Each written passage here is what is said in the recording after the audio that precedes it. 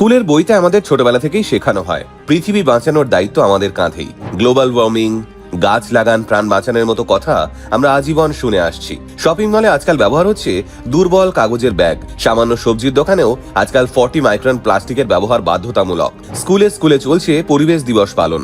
ছোট ছোট বাচ্চাদের হাত দিয়ে স্কুল চত্বরে বসানো হচ্ছে চারা গাছ। কিন্তু আপনি কি জানেন, আমরা সাধারণ মানুষেরা প্লাস্টিক ব্যবহার করে কিংবা এসি চালিয়ে যতটা পরিবেশ দূষণ করি, তা একজন ধনী ব্যক্তির করা পরিবেশ দূষণের সামনে কিছুই নয়। পরিসংখ্যান বলছে পৃথিবীর মাত্র 1% ধনী মানুষ যে পরিমাণ কার্বন ডাই অক্সাইড বাতাসে ছাড়ে, তা অত্যন্ত গরিব 66% মানুষের সম্মিলিত দূষণের চেয়েও অনেক গুণ বেশি। কিন্তু দুঃখের বিষয় হলো, ধনী ব্যক্তিদের এই দূষণের কথা কোনো মিডিয়াই আলোচনা করে না। অন্যদিকে আপনি এসি 26 ডিগ্রির জায়গায় 22 ডিগ্রিতে চালিয়ে কিংবা কালী পুজোতে সামান্য বাজি ফাটিয়ে হয়ে যান পরিবেশের ভিলেন। তাহলে এবার প্রশ্নটা হলো, সরকার কি পরিকল্পিতভাবে দায় চাপাচ্ছে সাধারণ মানুষের ওপর? এই দোষারোপ করে দিনের শেষে লাভ কার হচ্ছে? সাধারণ মানুষের, পরিবেশের, নাকি সেই ধনী ব্যক্তির? চলুন তাহলে আজকের ভিডিওতে সেটাই জেনে নেওয়া যাক। বিশ্বের জনপ্রিয় স্ট্যাটিস্টিক্যাল রিসার্চ সংস্থা অক্সফ্যাম কিছুদিন আগে একজন ব্যক্তির কার্বন নিঃসরণের উপর একটা রিসার্চ করে। এই গবেষণা থেকে উঠে আসে বিশ্বের ধনীরা গরিবদের তুলনায় অনেক বেশি পরিবেশ দূষণের জন্য দায়ী। সমীক্ষায় দেখা গেছে 1990 সাল থেকে আজ পর্যন্ত বিশ্বজুড়ে যে গ্লোবাল ওয়ার্মিং হয়েছে, তার 3 ভাগের 2 ভাগ অর্থাৎ 66% জন্যই দায়ী পৃথিবীর শীর্ষ 10% ধনী ব্যক্তিরা। অর্থাৎ মুষ্টিমেয় কিছু মানুষের বিলাসিতার মাসুল গুনছে পুরো পৃথিবী। ভারতের ক্ষেত্রেও কিন্তু ছবিটা প্রায় একই রকম।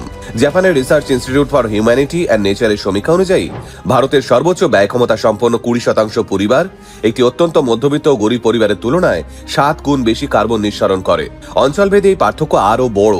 যেমন গুরগাঁওয়ের মতো আধুনিক শহরে একজন মানুষের কার্বন ফুটপ্রিন্ট ওড়িশার তুলনায় প্রায় 10 গুণ বেশি। কিন্তু ধনীরা এমন কি করেন যাতে এত দূষণ হয়? 2019 সালের ডেটা অনুযায়ী বিশ্বের এই 1% ধনী ব্যক্তিরা 590 কোটি টন কার্বন ডাই অক্সাইড বাতাসে মিশিয়ে দিয়েছেন।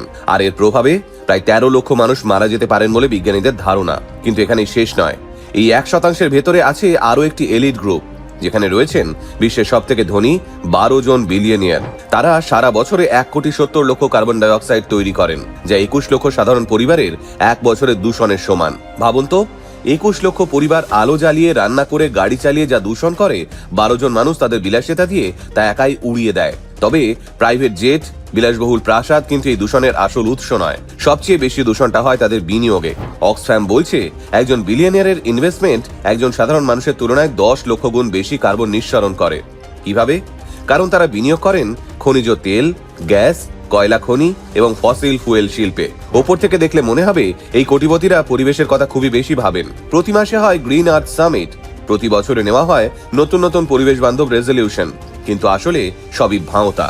এখন আপনার মনে প্রশ্ন জাগতেই পারে, সরকার এদের বিরুদ্ধে কড়া আইন আনে না কেন?